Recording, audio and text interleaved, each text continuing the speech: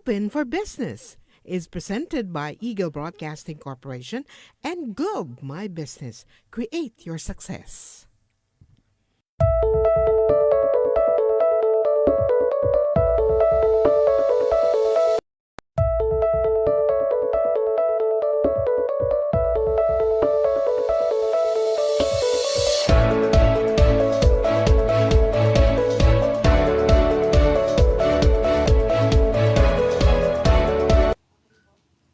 Greetings from the Philippines to the world. It's March 9, 2019, 5:02 p.m. here in Manila. We are on Facebook Live on Eagle News and also on our digital channel, eaglenewslive.com. Watch the video also in the Eagle News channel on YouTube. I'm Cesar Vallejos and we are open for business. Join me discover the latest news and information in business around the world. Stay ahead of the curve from vision to action. The peso is 52.16 against the dollar, and at the closing of trade last Friday, the Philippine Stock Exchange Index closed at 7,881.79, up 60.45 points or 0.77%.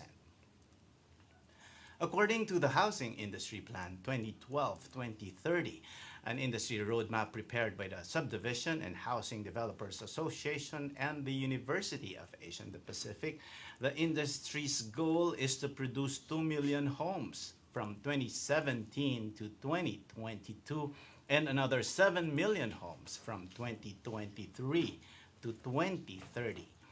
According to Lamudi.com, the 8 million target homes is still below the 12.5 million estimated backlog. Current housing backlog is estimated to be at 6.8 million homes. Industry stakeholders must be more innovative in addressing this urgent housing sector need. Filipinos and the global market need quality homes that can withstand the impact of climate change, homes that are sustainable, affordable, and environment friendly. With us today is one of the country's most successful women entrepreneurs who is known for introducing disruptive and innovative solutions for the housing sector. As we celebrate the International Women's Day, we will be joined on the set later by Ms. Emma Imperial, the President and CEO of Imperial Homes Group of Companies. But before that, let's see these headlines from our business news provider, Business Mirror. This portion is brought to you by Business Mirror, a broader look at today's GIR business. back on track hits 3-year high in February. ASEAN nations must focus on core industries to boost trade, according to Prime Minister Mahathir. BPI chief sees unemployment drop with Philippine infrastructure build-up. And here are the details.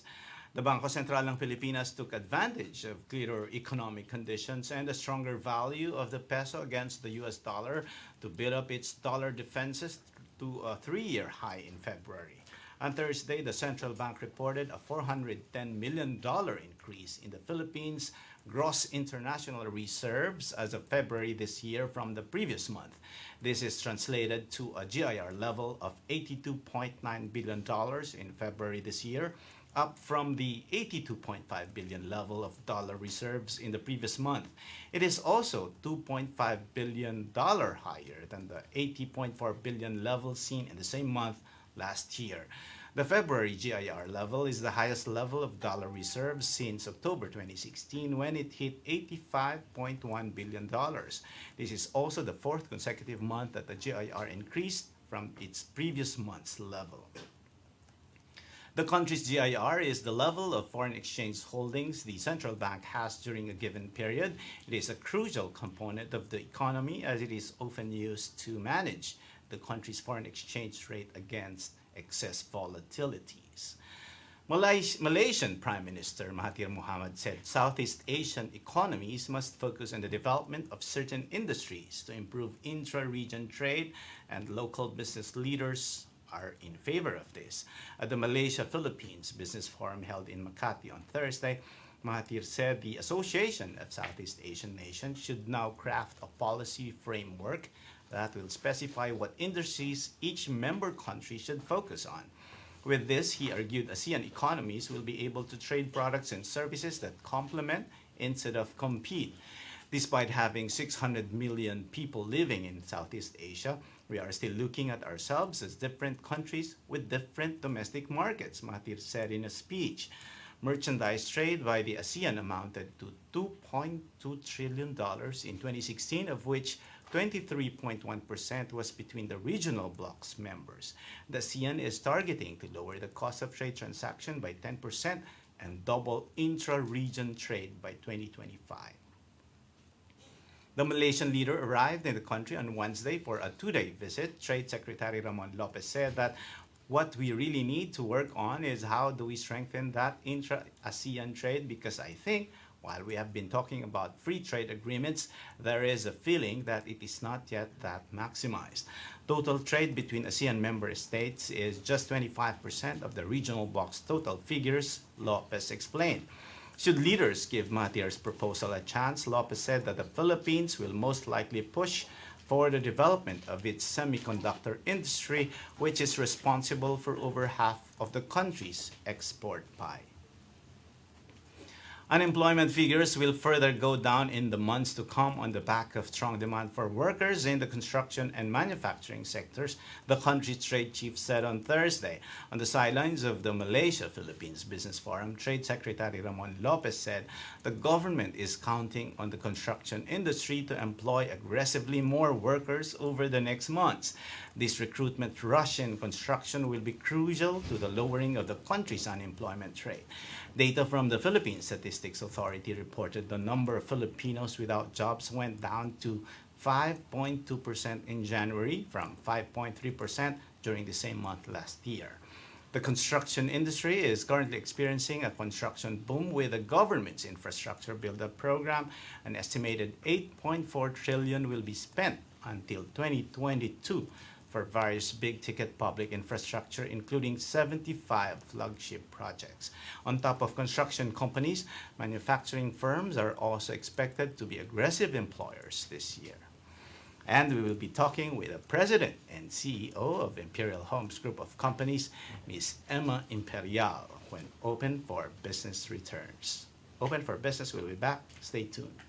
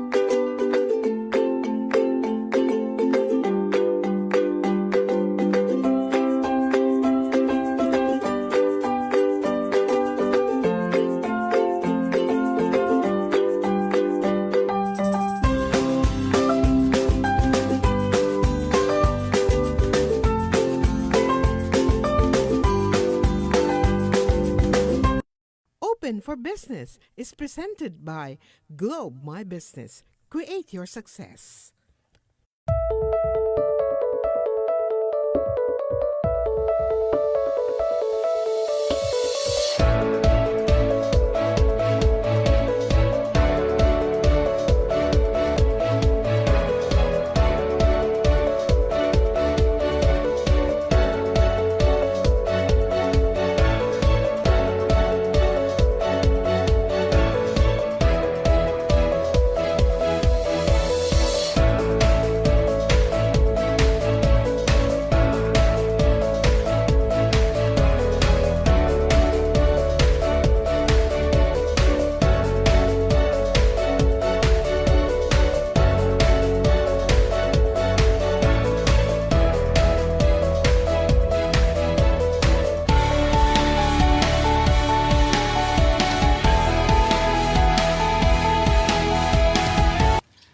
We are open for business, and with me is the president and CEO of the Imperial Group of Companies. Thank you, Miss Emma.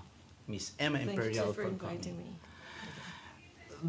Our topic is introducing innovations, disruptive innovations in the housing sector. But before we go into that, I cited a lot of data earlier Yeah. during my introduction. I Can you thought- correct it or can you update this data? What is the current status of the housing needs of the country? I think that in 2015, the backlog was about 6.7 million.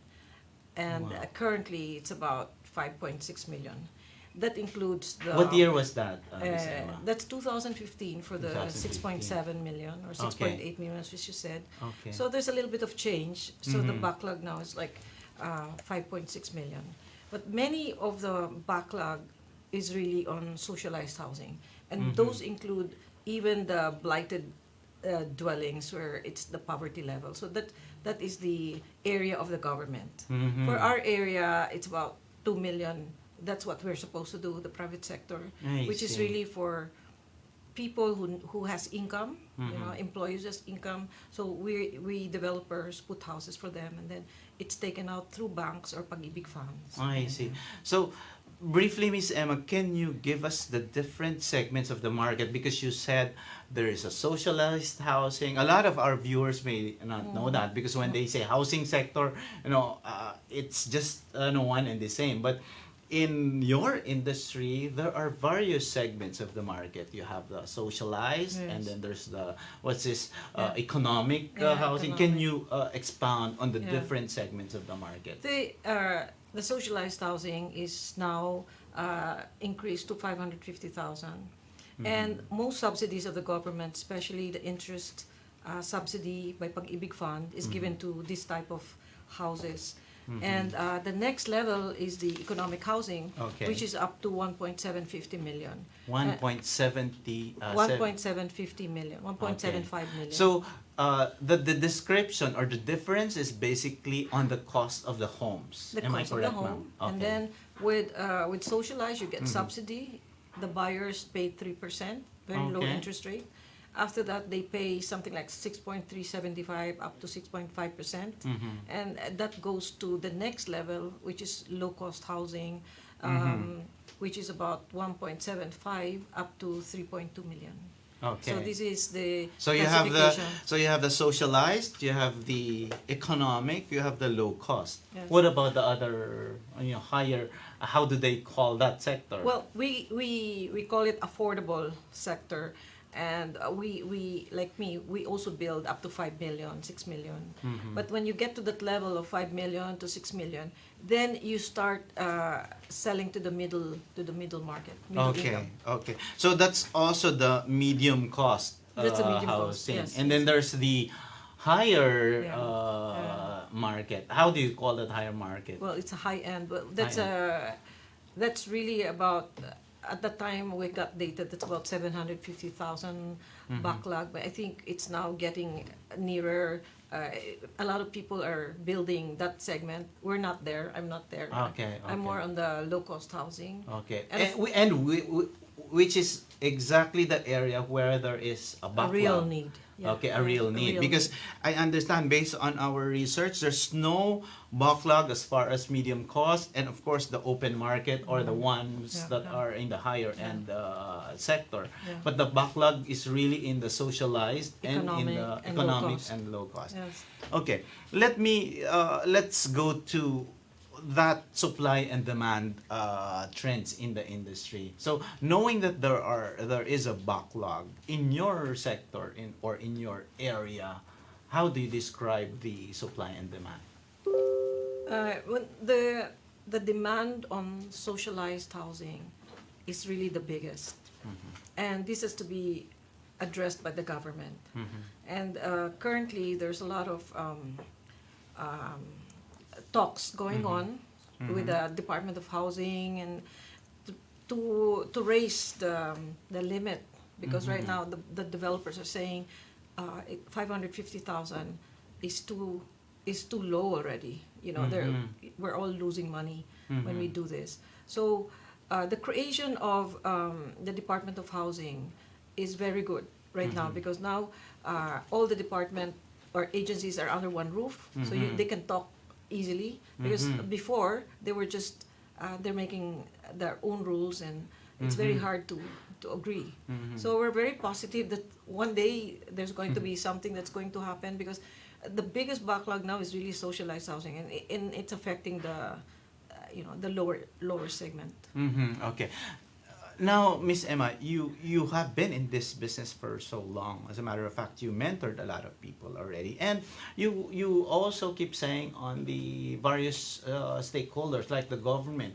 Can you describe the ecosystem of this sector? Who are the stakeholders? So aside from the developers like you, who else are involved? And like say, what specific agencies of the government? Well, first of all, the one that makes all the guidelines and policies. Currently, I mean, before it was HADSI, that's the Okay. coordinating council, and under them, under that HADSI council, we have Pag-ibig Fund Okay. and the Housing Land Use Regulatory Board, which gives you all the permits and licenses, Okay. and they regulate also the socialized housing. Then the Pag-ibig Fund is a financing arm for all Pag-ibig members, so they get their houses through Pag-ibig Fund, and well, we get affected with other agencies because as a developer, you need to get permits. So if we buy land, we have to develop the land. We have to get permits. So we go through so many agencies and permits. So I think we 25 or 40 permits to be able to get the Wow. So it's housing not subdivision. okay. approved. So it's not just one government, although there is a government agency that is really directly involved in the housing sector. Because as you said, since you are a developer, there's a lot of other government agencies that you deal with. Yes. of And course. what are these aside from? Well, first of all, the LGUs. Okay. So Oh yes. when you go to when you buy land, you got to go through them to get the zoning clearance, development permit, building permit once it. So Okay. you have to establish a very good relationship with the LGU officials. So from there, in order for you to get to the license of sale, you got to go to the agrarian reform, the DNR, and then if there Okay. is if your property is located near the lake, we have this Okay. Laguna Lake, you also have to get there. So Okay. there's so many things that you have to do. So if with the Department of Housing, we really hope that it could be, there's such a thing as ease of doing business now. So and I hope with the present government, because it's addressing a lot of things, and I think things Correct. are moving in this government. So we're very optimistic that things are going to be faster. Be better. Okay, and for easier. developer. Okay, so you mentioned, Miss Emma, about LGUs also. So and a lot of other government agencies that you deal with. With the project of the government, with the regional support, not only here in Metro Manila, because there's also lots of housing needs in different parts of the country. Which areas now of the Philippines are you focusing on in terms of the providing housing or homes for Filipinos? Imperial Homes is basically in Luzon area. Mhm. We are we are in all provinces of Bicol, but in Calabarzon we're in Silang, Cavite, Laguna, and we are in Cabanatuan, and through our building technology, which is I think it was shown a while ago. I think we will soon be in Mindanao Wow. because that's good. we're because of the problems of many developers in constructing their houses and their buildings because of lack of manpower now. There's so much lack of labor because of the build. Yes. So As a matter of fact, based in my report, there's a construction rush, and boom, boom. there's a boom. And the sad thing is, while other, a lot of builders we need a lot of builders here, or construction workers, a lot of them are also going abroad. That's why the tendency is that we are, there's a huge demand of construction workers right here in our country Yeah. because of our program. So how do you think, what is your recommendation on how this demand for construction workers be addressed by government or by the private sector? That was my problem. I've been a developer for 36 years, and it has been a headache to keep the contractors, the laborers, really deliver the project on time. But now it has gotten really worse because many of the laborers that we hire comes from the provinces, and when they start building all this build, plus the construction boom in Makati, most of them just go to the provinces and join the build there. So you can't find the laborers here, right? I see. So what's your solution? What do you in your company? How do you manage that? Well, my biggest transformation really is when we introduced the solar powered community. Okay. When we did the solar powered, there was no build yet. But when we did the solar powered community, the increase in sales in our company was 60% growth every year. Wow. So you can see that people really like the solar in their homes. Okay. And I said, oh my God, this concept is really, doing very well. But I can't build. I'm always having problems with the contractors. So really, I've tried all the technology, and I have a Danish partner who said that, there's one invention in Denmark that is built like a Lego, and it's 5 times the strength of the ordinary hollow block, and it's all the world-class features, but it is built there for high-end. Yeah, so in Denmark. In Denmark, it's Okay. high-end in Denmark. That company worked with many institutions to produce this powder, to make it lighter, Okay. to really address climate change. Denmark Okay. is one of the green city in the world, right? Yes, The green correct, country in correct. the world. So Before you continue, Miss Emma, let me just get it right. So even before the build campaign, you already were looking at various technologies on how to address the housing needs, the housing backlog. And one of the technologies that you encountered was this solar. The use of solar power. Is that Yeah, correct? yes. And then you are using a technology that replaces the hollow block. And did Yeah. I get it right? Yeah. Okay. So it's a technology that's producing 3 houses a day in our factory in Cavite. wow. But it took me 2 years to convince the Engard family, who Okay. is like the Ayala family in Aalborg in Denmark. Okay. It took me 2 years to convince them to come to the Philippines. They've never been to the Philippines, and they've never dealt outside of Denmark. What took you what took you years to encourage them? Did they have some hesitance in Yes. terms of Yes, the yes. economic climate maybe, or the political scenario of No, they don't know the country, and they say, "What is she talking about? What is low cost?" They I don't know see. anything about low cost. So because everything, as you said, the material there was developed for the high-end homes, correct? Yes. So that's my time. question. Yes. If that is really intended for the high-end homes in Denmark, how is that material in terms of cost here in the Philippines? How do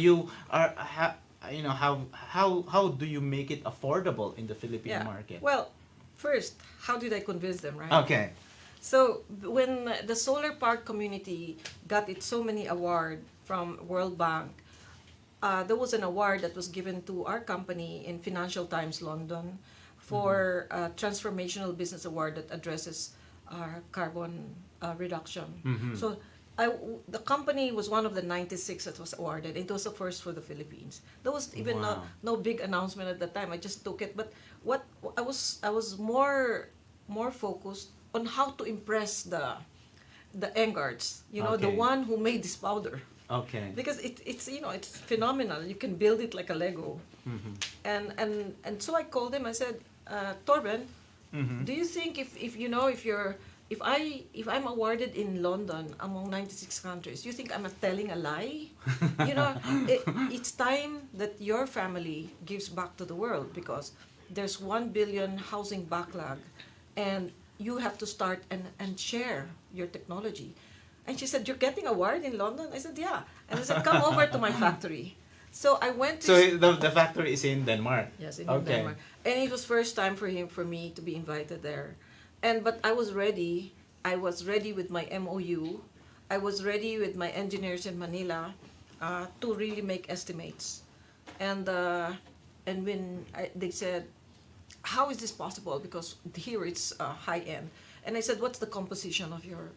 So they have inside the panel is insulation. Okay. That insulation is worth 35% more. If you remove the insulation and you retain just the cement panels, Okay. it will be less. So I started making computations. So what makes it expensive is the insulation Yes, inside yeah, it. inside. Because the insulation is good for the cold weather, even for the hot weather. I see. It will reduce the heat inside or the cold Okay. inside by 30 to 40%. Oh, but you said that you are taking out the insulation in the material for the Philippines. For the low cost. For the low Yes, cost. for the I low see. cost. But what is the remaining impact without the insulation? It's beautiful. It's the material is so clean, it's smooth, and in fact you don't need, in our industry, when you do construction, we call it here poison. You put Okay. poison before you paint. Okay. And with that, the Dane said, what are you doing in the car? With your buyers, you're putting poison before you paint it? Isn't that terrible? I said, so you don't do that, you just paint it. And then the panels are mold free, which is really the cost of a lot of illnesses in the country. Housing. So when you're building with the hollow blocks, it's very porous. Diba? When you crack the hollow block, it crumbles like Correct. that. So that porosity is the one that catch the molds. And Oh, yeah. when you see in your home these molds, like in your wall, there's like water mark there. That is a source of molds that produces illness for your lungs. This product is mold free, so it's Wow. very, very good. And we have a video that shows that it's fire resistant or almost fireproof, because you can burn 3 hours and nothing happens to the wall. So which means that if there's fire outside and the people are inside, you have 2 hours Protection. to you have 2 oh, hours. No, you have to to pack. still you still Okay, have to go. okay. But other building, it will explode. Exactly, Explode, or But this one it's fantastic, the product, and it's superior in earthquake resistance and typhoon too. Before we go into a break, Miss Emma, and to continue discussing that technology, I would just like to ask, what's the composition of that powder? We And don't where- know. Oh, okay. It's like Coca-Cola.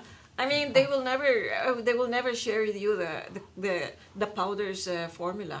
I see. I don't know. But where is it coming from? It's from Denmark. So see. they created the powder for 8 years with $10 million fund. I see. But it was really to attack climate change. Okay. But is there, again, before we go into a break, but because I got so excited about this, you have plans, or is there already a plan that you are putting up, like say, a factory here in the Philippines? We already have. You already have. It's already in Okay. Silang. Okay, and using that powder. Yeah, we import just the powder. The rest we get it here, and then sometimes we get some materials from China. So a little bit here and there, but my partners in Denmark were so amazed with what's happening when I started doing this. So they're thinking that in 5 years they're going to also put a plant here for this powder. Okay. Well, I think they trust me enough to. Okay. What is impressive there, Miss Emma, is that it's already a disruptive technology, but you keep on innovating it. Yeah. More from Miss Emma Imperial, the President and CEO of Imperial Homes, when open for business returns. Stay tuned.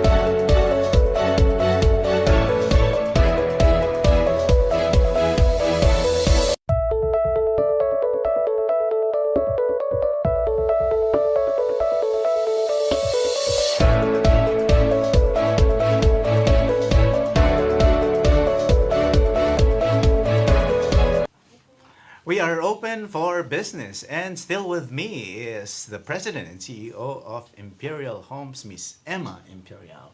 Miss Emma, this got me excited because you are introducing disruptive technology for the housing sector, and you explained with clarity how effective this is and how powerful is this, and how it's. Can you expound on the impact of this disruptive technology for the housing sector?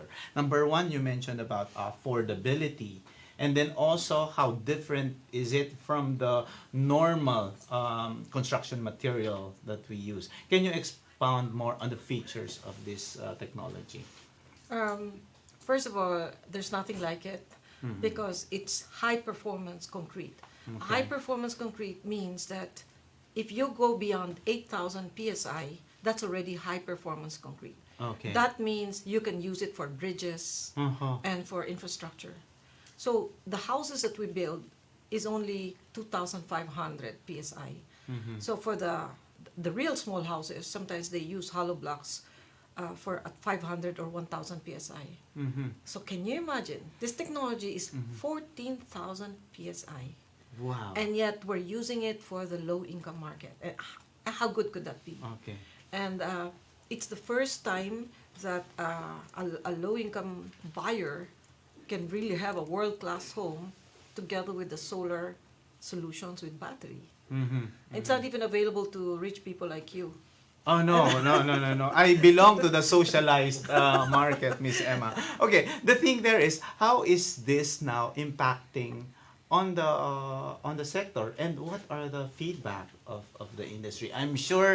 With the competition in the construction business, they would there's so much competition and talk about this technology that they also would want to use it because they want, like you, they want also to address the housing backlog. Well, it's good because the Connovate Philippines is open for other developers. Okay. And we have a lot of lineups, like a lot of people, a lot of developers are talking to us because they really have a problem. And not only that, I get invited to other countries like Singapore, Hong Kong to speak. And I meet a lot of problems also, like in Sri Lanka, in India, Indonesia. And I get invited, but the only thing that I was able to do partnership with was the India, and that's enough. 1.5 billion population, right? But this CEO was so excited about what he saw that he did 8 to 10 months he was coming back and forth to the Philippines until we signed together with Denmark. And currently, I think we have 3 or 4 big developers that are talking to us so that we can set up a factory. What's nice with this technologies, we can put up a factory that is you can dismantle it and transfer it to your other site. Oh, interesting. It's really a Danish Lego type, I including see. the houses is like Danish Okay. Lego type. So from the houses that you build to the manufacturing plant or to plant that you will develop is like a Lego type Yeah, it's system. like a type system. And So far, Miss Emma, how many homes have you built using this technology? oh, we just launched this 2018, and we have put up 400. Okay. And because the factory that we built is good for 1 house a day, so we're okay. We did 400. So if you want, Sorry, I hope I heard that right. You can build 1 house a day with this technology in our factory, in your factory. in my factory, it's the capacity is really 3 houses a day. Wow. But we started because we just put up the factory this year, so it's 1 house a day. So we have built already almost 400, and we're now adding molds to make our 3 houses a day complete by this year, because the next mold can put up our condominium, which is we have 2 buildings now that we're building condominium, and it's not Connovate yet. It's not this technology. Okay. And it's already 14 months. The contractor said he can build it in 10 months. It's already 14 months and still not turned over to us. But with the Connovate, we can build this in 40 days, just the Wow. structure.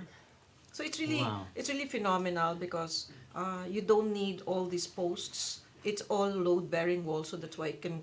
And there's these connectors that the Danes have. Their But system. I have to go back to the cost, Miss Emma. Eh. So how, like, since this is new technologies, especially here in the Philippines, but how would be, how is the export costs, the raw materials coming from Denmark impacting on your profitability? There's a little bit of additional cost. It's like 10 to 15%.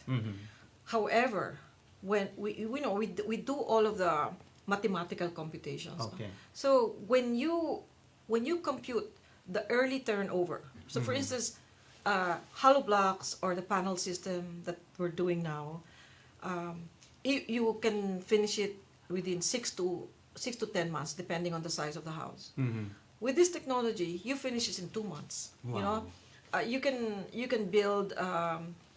We have this 13 houses that we installed in 8 days. So the Wow. 13 houses you can finish in 60 days, right? So what the savings that the developer gets compensate for that 15%. So it goes back. It also goes down because there's this interest cost of money that is saved, plus no more complaint from the buyers.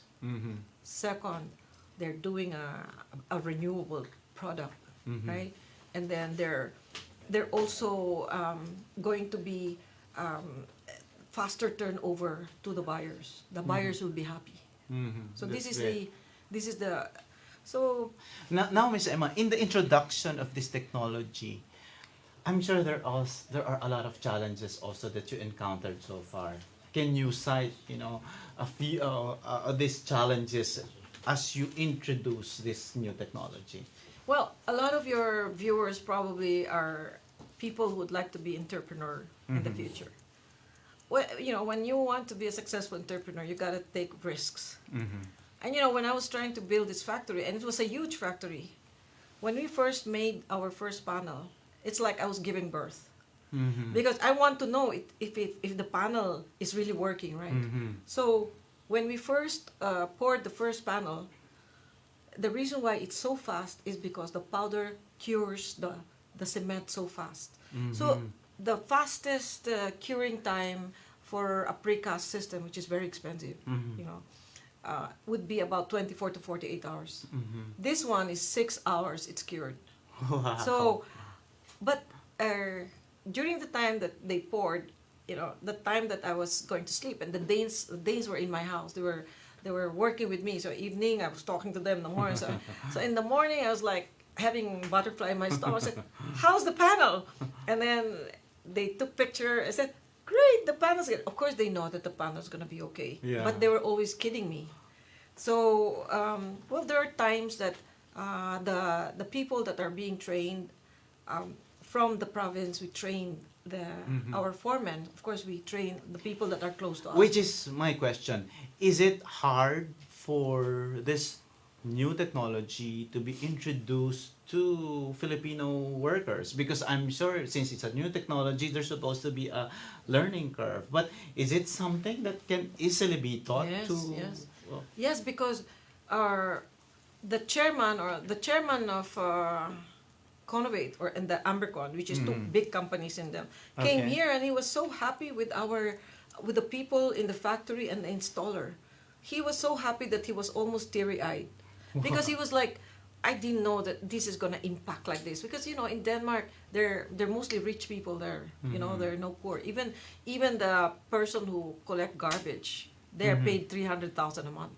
So it's like the equality is really very, very good. So when they see the workers are just receiving this, but then they're doing so well, they really get touched, and that the factory that they're doing is really going to the low income. So we feel so happy with that. But when our foremen were seeing this transformational installation, all of them got scared because he said, "Oh my God, we're gonna lose our job," because they could see it's so fast, and said, what is there to watch, because before. So how did you appease them? No, I said, we have so much backlog that you can't stop. I mean, can Okay. you imagine our company alone is, we have a backlog, of 1,000, we want to build 1,000. The whole country has a backlog of, 3.6 million. So you can be trained and go to another factory. My God, there's a lot of room for everyone. But actually now, we now are ready for 2 more factories. So the second factory is in Iriga to serve our Bicol projects. And I told you the third factory is going to be in Mindanao, in Davao, which is the country of the president. So I think it's going to be the gateway to Mindanao. And then we have a fourth one, which is in Cabanatuan. Okay. With all these plans, Miss Emma, what is your vision? Well, I think they get scared when I say we want 100 factories all over the country. So it's all renewable, everything is renewable, everything is fast. Can you imagine if we have all these factories all around, then all these thousands or 1 million backlog will be. And we So- haven't really talked about the use of solar energy, because it's also one of the key features of your technology. That is the best, actually. Aside from the Conovate technology is a support to the solar powered community, because the impact of the solar powered communities is phenomenal. It's only now that we in Imperial Homes really find that the impact is tremendous on the community as we gather data. Because the first time we developed the solar powered community, we knew that it's going to have savings on electricity. Correct. That's all we knew. Correct. And then we also know, we computed how much carbon dioxide can it reduce per house. We also know that. So for every townhouse we build, that home buyer is able to reduce 1.2 tons of carbon dioxide per year for the country. Okay. And it also give her savings of up to 31%. So a buyer usually that is paying 2,005 or 3,000 pesos a month is now just paying to the Meralco. We have data that says, and it's ridiculously low, 9 pesos, Wow. 200 up to 800. But you see, part From of 3,000 to 9 pesos To to 9 200 to 800. But that includes already the payment of their solar to Pag-ibig Fund because Pag-ibig Fund supported us on this, our company. Yeah, but Miss Emma, I hear and read reports that solar is also expensive. Solar power or this solar technology is expensive. The ones that are used by the solar power plants. Is this true? How true is this? Well, the reason why our model was given international awards is because we removed the myth that solar is expensive for the low income market. We were able to remove that barrier. And the key to that was the financing. It took me 2 years again to work with Pag-ibig Fund to allow us to have the solar be part of the housing of the low income. So when they amortize this for 30 years, it becomes really nothing. Well, let me tell you the phenomenal, not the phenomenal happening or transformation in the community. What happened is that when we interviewed some of our homeowners, 20% of them started making home businesses. Wow. And the home businesses averaging of additional income of about 16,000 a month. And they're only What are these home businesses, like That- for example? they're catering to the factories, I see. and because it's cheap electricity, so Yeah. they use their oven, they use big refrigerator, they buy freezers, I and see. then making even ice candy. Ice I candy produces 3,000 a month income. Okay, that's And great. then Sari Sari store, we have one person there, which is 7,000 per week. Wow, that. And So this is the I most. think that we have some photos. Can our production team also show those photos? So the good thing, Miss Emma, is that you are also trying to integrate social entrepreneurship here. So it's not just building homes, but you help uplift that specific community. Is this part of your vision? It was unexpected. Oh. It was unexpected because what happened was we were just thinking it will save electricity, but then the housewives who are left at home started using the excess electricity. Okay. And this is very good, especially for this month. It's a Women's Month. Yes. That the solar powered community really empower women to help their husbands who are working and create more income, and it makes them proud, proud that they're able to help the husband, and even more because now one of the fantastic woman there is Miss Capin, that she's now making 60,000 a month for catering services. That's So great. it's really fantastic. And another case is that it's very good for education of the students, of the children in the community, because they are able to study longer hours. Some of our students or some of the children there get honors, and they're able, because they have savings in the electricity, they're able to buy computers. So all of those things is just making me happy, because the innovation does not just provide savings, it now provides a whole ecosystem. Exactly. That is, exactly. really- a very and the key word there is sustainability. Because a Sustainability. lot of companies now really focus on sustainability, Yeah. and that is exactly what you are doing, and you are getting awards and rewards for Yeah, this, Miss yeah. Emma. Well, So awards. I'll get more personal now because we are lacking time, and there's so much to talk about this new technology, but on a personal level, Miss Emma, you are one of the few women entrepreneurs who are looked up to by other entrepreneurs and other women because of your initiatives in the sector.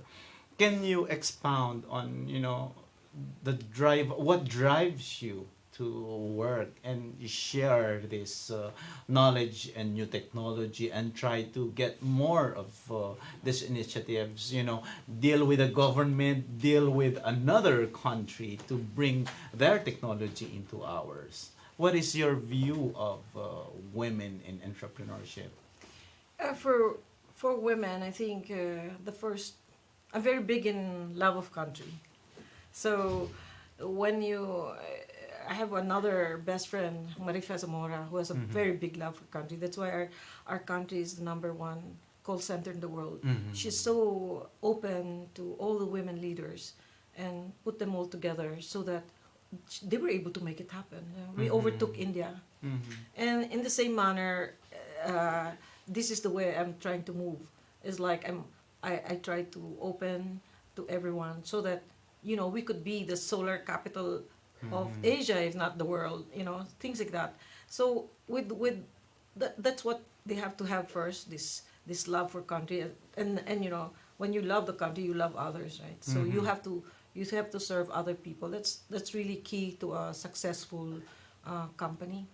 You have to have I think our company is the only company that has been awarded for social entrepreneurship, and this was we got award from NetSuite because I told them, I said, look, we earn money, we make money, and said, so we cannot be social entrepreneur. He said, no, you are giving you a grant because you're helping climate change and you're also helping alleviate poverty.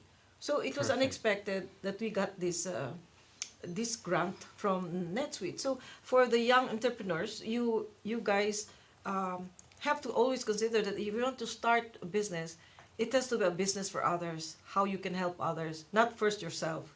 Because when you think of helping a big, massive customers that need really the help that you need, you become successful. It just happens, It just happens. Wow. So, that's a very, that's a good advice from Miss Emma Imperial. And what's next for you and for your company, Miss Emma? We're so busy,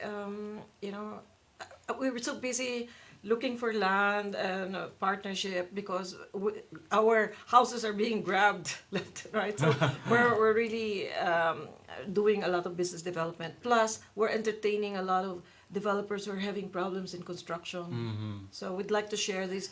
But we would like to go to areas where we need to serve. It's like Mindanao is the next frontier. It's like a gateway, and Visayas too. Most of the development are here in Luzon and Southern. We should go out and spread it. So I said 100 factories is a good target. That is perfect. We are very excited, and we hope that Miss Emma Imperial will join us again in the future to tell more about her successes and this introduction of disruptive technologies here in the Philippines, not only for Filipinos, providing jobs, building sustainable communities, but also for the world to benefit. And we'd like to thank Miss Emma Imperial for coming over, but don't go yet because Open for Business will return.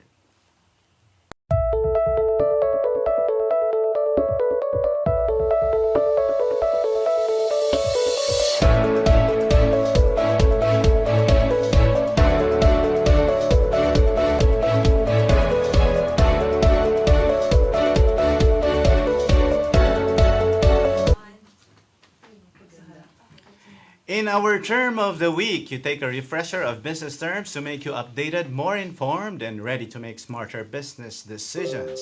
Our term for the week or phrase is renewable resource. A renewable resource is a substance of economic value that can be replaced or replenished in the same or less amount of time as it takes to draw the supply down. Some renewable resources have essential energy supplies such as solar energy,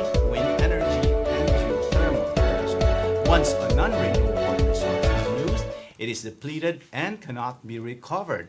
As the human population continues to rise, the demand for renewable resources increases. And our quote of the week is from Miss Bonnie Wright. She said, "Solar power is the last energy resource that isn't owned yet. Nobody taxes the sun yet." Join us again next Saturday, 5 p.m. Philippine time for another episode of Open for Business, where we discuss business information, deliver the latest business news to keep you informed and open for business, and be ahead of the curve from vision to action. You're on Facebook Live on Eagle News, and you can watch us again in the video section of the Eagle News Facebook page and on eaglenewslive.com. Also visit postinglife.com for news and updates on Open for Business. Catch me later at 9 p.m. and every Wednesday also at 9 p.m. on Net25's Eagle News International as I report more business news here and around the world. For Open for Business, this is Cesar Vallejos. Have a great day. Open for Business was presented by Eagle Broadcasting Corporation and Globe My Business. Create your success.